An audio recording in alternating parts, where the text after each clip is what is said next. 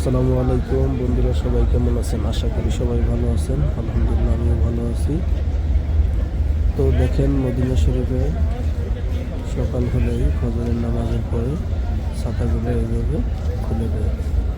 এটা আস্তে করে একবার পুরো জায়গাটা ফিল আপ করে দেয়।